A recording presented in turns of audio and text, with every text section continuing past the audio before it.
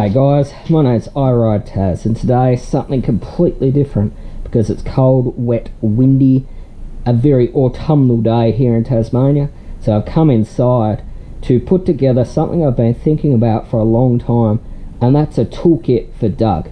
So what I thought I would do is set up a toolkit that I can keep in the pannier full time and is capable of doing some relatively complex fixes, and I want to keep it to under $100.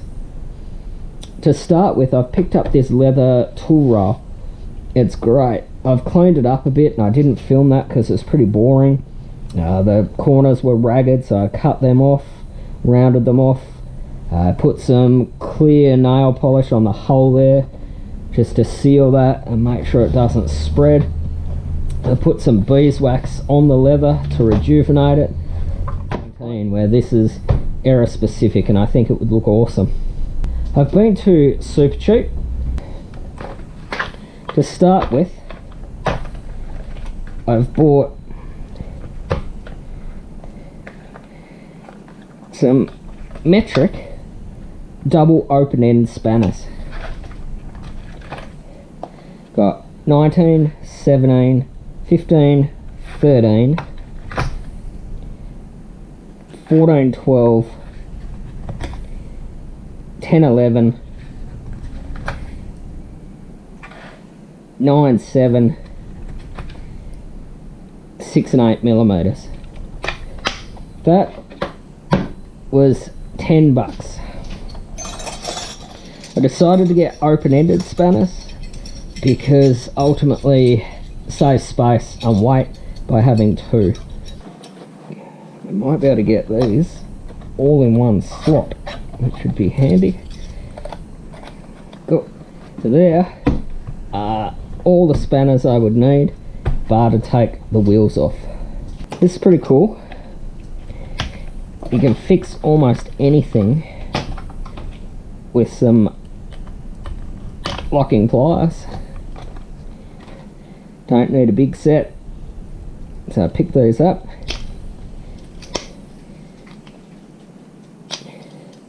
That was the most expensive item at $14.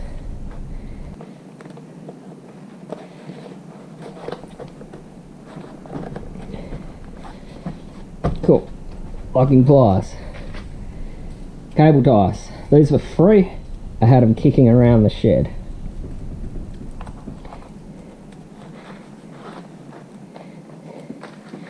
An adjustable spanner from a 6 to 150 mil.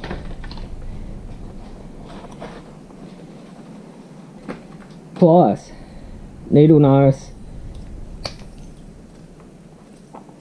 and some small side cutters. These were $8.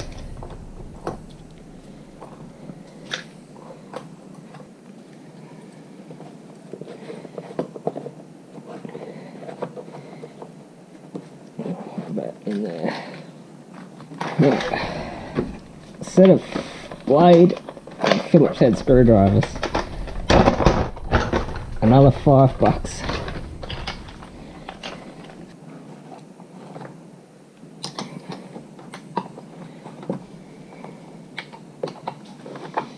Cool. Screwdrivers.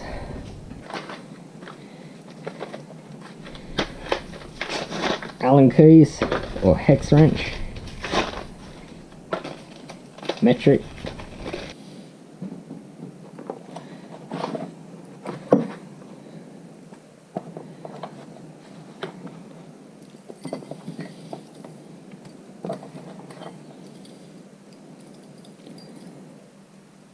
this set was also $5.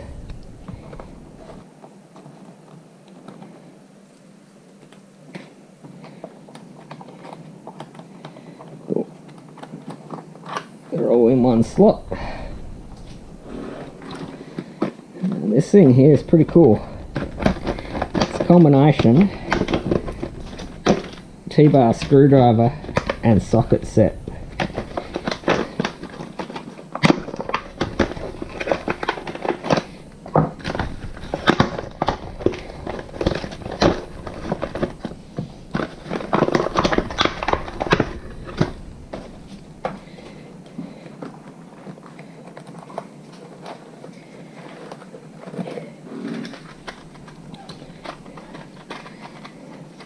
uses blade fuses, so I just picked up a packet of fuses.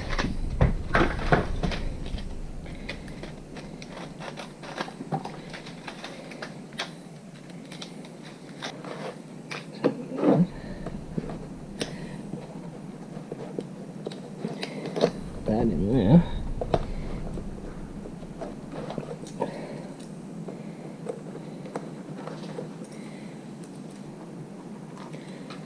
Just in case it's dark, when something goes wrong, torch. So this is the toolkit, guys.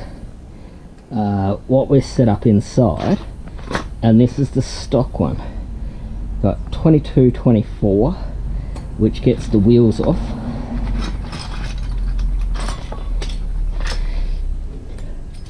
Got. So some tyre levers, which we don't have. Spark plug wrench. Allen keys, which we have. And a multi.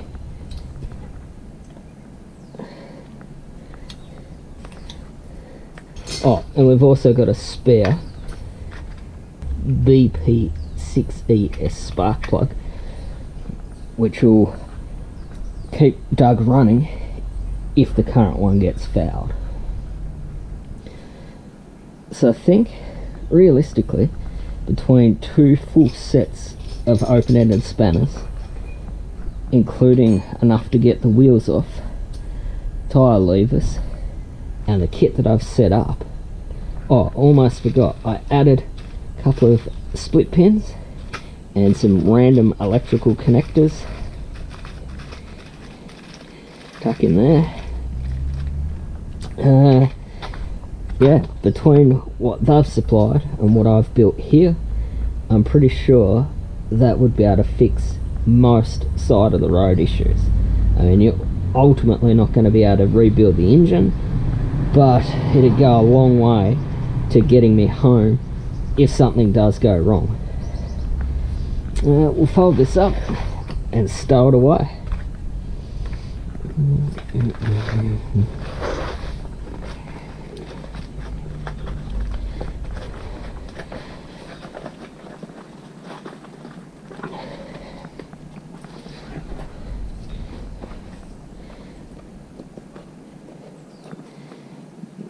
Helping.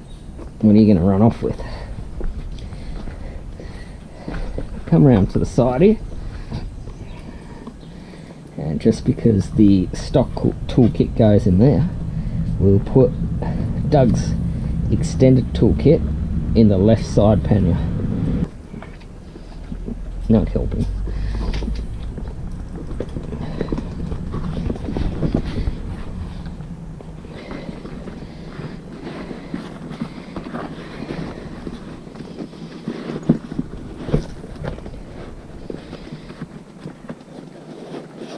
Like a glove. Absolutely perfect. It's actually probably the most comprehensive stock kit I've seen. And this round to the left side.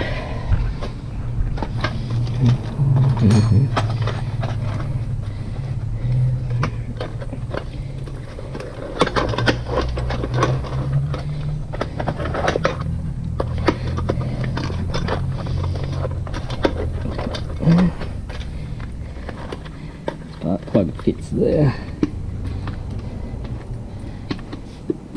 Locked.